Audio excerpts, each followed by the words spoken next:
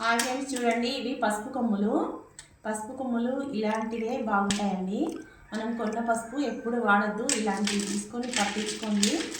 గిన్నెలో పడతాను, లావి కాకుండా ఇవి తీసుకుంటేనే మంచిది. చూడండి మేము గిన్నెలో ఎలా పట్టిస్తామో అది కూడా మీకు చూపిస్తాను. ఎప్పుడైనా బయట పసుపు అస్సలు వాడకండి, ఇలా పట్టించుకోండి మీరు కూడా.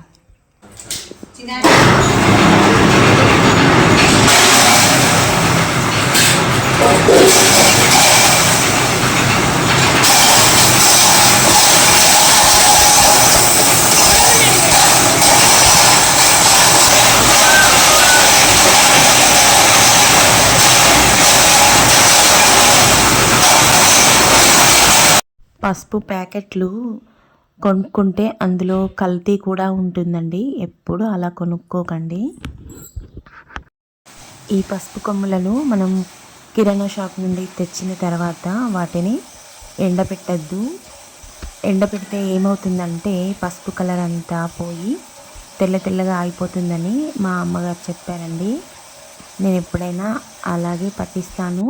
అంటే ఒక్క గంట సేపు కొంచెం ఆరనిచ్చి అందులో ఏమన్నా మనకు చెత్త లాంటిది కనిపిస్తే తీసేసి పట్టించుకోవాలండి. ఎండలో మాత్రం అస్సలు పెట్టద్దు. ఇంత ఈజీగా పట్టించుకోవచ్చు. చూడండి, పసుపు మనకి రెడీ.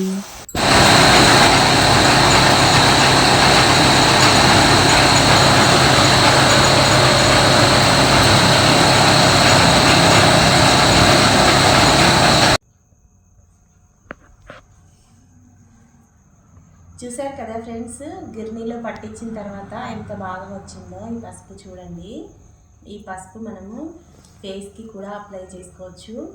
మనం కాళ్ళకి పెట్టుకున్నప్పుడు బయటకున్న పసుపు చూడండి ఎంత కలర్ లాగా పచ్చగా పట్టుకొని ఉంటుంది. అదే ఈ పసుపు అనుకోండి మనకు అలా పట్టుకోదు.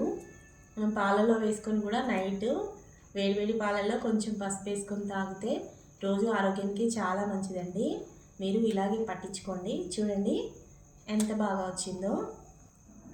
ఎప్పుడైనా వంటలోకి మనం ఇలా పట్టించుకోవాలండి. పసుపు చాలా బాగా వస్తుంది. ఈ వీడియో మీకు నచ్చితే లైక్ చేయండి, మీ ఫ్రెండ్స్కి ఫార్వర్డ్ చేయండి. అలాగే ఎలా ఉందో కామెంట్ చేయండి. మరో మంచి వీడియోతో మళ్ళీ కలుద్దాం.